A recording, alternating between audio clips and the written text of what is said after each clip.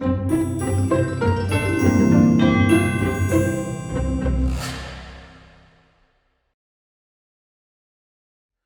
projectile motion, some given information can significantly simplify the solution of problems.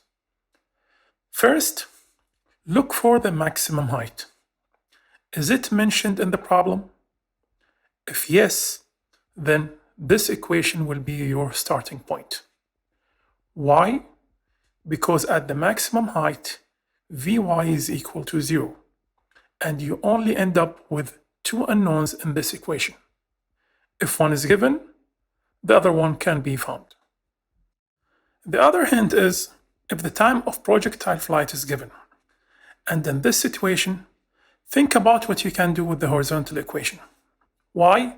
Because you only have two unknowns here as well. So if one of them is given, the other can be easily found. And in both cases, you usually end up using one of those remaining two equations in the y direction to find other unknowns in your problem.